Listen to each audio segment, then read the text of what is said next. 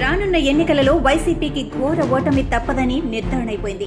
YCP సొంత సర్వేలలోనే ఈ అంశం తేలిపోవడంతో ఆ పార్టీ అధ్యక్షుడు జగన్ ఇప్పుడు ప్రక్షాళన చేపట్టారు. ప్రజలలో అసంతృప్తితో ఈసారి అధికారం దక్కటం గగనమేనని తేలిపోగా కనీసం పరువు నిలిపే స్థానాలైనా దక్కించుకోవాలని జగన్ ఇప్పుడు ఆరాట పడుతున్నట్లుగా కనిపిస్తుంది. ఇందుకు అభ్యర్థుల మార్పు ఒక్కటే వైసీపీకి ఆధారంగా కనిపించినట్లుంది. అందుకే జగన్ ఇప్పుడు రాష్ట్ర వ్యాప్తంగా అభ్యర్థుల మార్పు చేస్తున్నారు. మంత్రులు, సీనియర్లు, సన్నిహితులు అనేదే లేకుండా ఎక్కడికక్కడ అభ్యర్థులను మార్చేసి ఇన్ఛార్జీలుగా ప్రకటిస్తున్నారు. మరికొందరికైతే అసలు మొండి చేయి చూపిస్తున్నారు. దీంతో కొందరు రాజీనామాల బాట పడితే మరికొందరు తిరుగుబాటుకు ప్రణాళికలు సిద్ధం చేసుకుంటున్నారు. అసలే 4 ఏళ్లుగా గ్రూప్ రాజకీయాలతో సతమతమవుతున్న వైసీపీకి ఇప్పుడు ఈ సీట్ల కొట్లాట తోడై పార్టీలో ఇప్పుడు గందరగోళ పరిస్థితి నెలకొంది. ఉమ్మడి ఉభయ గోదావరి జిల్లాల విషయానికి వస్తే గత ఎన్నికలలో పశ్చిమ గోదావరి జిల్లాలో 15 స్థానాలకు గాను 13 చోట్ల వైసీపీ గెలిచింది. 2 ఎంపీ స్థానాలు కూడా దక్కాయి. తూర్పు గోదావరి జిల్లాలోనూ 19 స్థానాలకు గాను వైసీపీ 14 చోట్ల గెలిచింది. ప్రభుత్వం ఏర్పాటయ్యాక 6 నెలలకే ఇక్కడ వైసీపీలో ముసలం పుట్టింది. నరసాపురం ఎంపీ రఘురామకృష్ణరాజు జగన్ పై తిరుగుబాటు చేశారు. ఆ తర్వాత ఇక్కడ వైసీపీలో కుమ్ములాటలు పెరిగిపోగా ఒకరిపై మరొకరు కయ్యానికి కాలు తూగుతున్నారు. మంత్రి చెల్లుబోయిన వేణుగోపాలకృష్ణ, రాజ్యసభ సభ్యుడు పిల్లి సుభాష్ చంద్రబోస్ మధ్య వైరం తీవ్ర స్థాయికి చేరి బహిరంగంగానే సవాళ్లు విసురుకున్నారు. 2 గ్రూపులుగా విడిపోయి ప్రత్యక్ష యుద్ధానికి దిగారు. ఈసారి తనకే సీటు దక్కుతుందని ప్రకటించిన ఎంపీ పిల్లి వైసీపీ అధిష్టానానికి కూడా అల్టిమేటం జారీ చేశారు.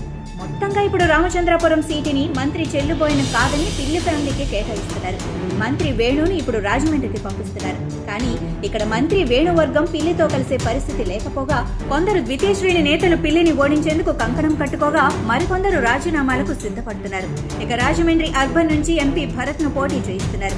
భరత్ ఎంపీగా పనితీరుపై తీవ్ర విమర్శలున్నాయి. సొంత పార్టీ వర్గాలతో పాటు అధికారులు, సామాన్య ప్రజలలో భరత్ పై తీవ్ర అసంతృప్తి కనిపిస్తోంది. ఈ నేపథ్యంలో ఆయన ఎక్కడి నుంచి పోటీ చేసినా సొంత పార్టీ కార్యకర్తలే సపోర్ట్ చేసే పరిస్థితి లేదు. అమలాపురంలో కూడా మంత్రి పినిపే విశ్వరూప్, ఎంపీ చింత అనురాధ మధ్య యుద్ధం తారస్థాయికి చేరింది. ఎవరిని ఎక్కడికి పంపినా ఒకరినొకరు ఓడించుకోవటమే వారి ప్రాధాన్యత అన్నట్లుగా ఉంది పరిస్థితి. పైగా అసలు స్థానాలు మారిస్తే వీరిరువురు కూడా పోటీకి దూరంగా ఉండటం లేదంటే రాజీనామాలకు సిద్ధమని చెబుతున్నారు. పిఠాపురం నుంచి దొరబాబును కాదని కాకినాడ ఎంపీ వంగ గీతను పోటీకి దింపనున్నట్లు తెలుస్తోంది. ఈసారి దొరబాబుకు టికెట్ కష్టమే అంటున్నారు. ఈ నేపథ్యంలో దొరబాబు వర్గం అసంతృప్తితో ఉండగా ఈయన ఎలాంటి నిర్ణయం తీసుకుంటారన్నది ఆసక్తిగా మారింది. మంత్రి చెల్లుబోయిన వేణు, పోలవరం ఎమ్మెల్యే తెల్లం బాలరాజు, పిఠాపురం ఎమ్మెల్యే దొరబాబులు తాడేపల్లిలో జగన్తో సమావేశం కాగా బుజ్జగింపులు చేశారు. కానీ అవేమీ ఫలించలేదని పార్టీ వర్గాల ద్వారా తెలుస్తోంది. కాకినాడ రూరల్ ఎమ్మెల్యేగా ఉన్న మాజీ మంత్రి కురసాల కన్నబాబుని కాకినాడ ఎంపీగా, జనసేన నుండి గెలిచి వైసీపీ తీర్థం పుచ్చుకున్న రాజోలు ఎమ్మెల్యే రాపాక వరప్రసాద్ ని అమలాపురం ఎంపీగా పంపాలని చూస్తున్నారు. అలాగే పశ్చిమ గోదావరి జిల్లాలో ఆచంట, ఉండి, నరసాపురం, భీమవరం, ఏలూరు, చింతలపూడి, పోలవరం, కొవ్వూరు, గోపాలపురం తదితర నియోజకవర్గాలలో మార్పులు చేస్తున్నారు. క్రిస్మస్ తర్వాత ఈ మార్పులపై అధికారిక ప్రకటన వెలువడనున్నట్లు తెలుస్తోంది.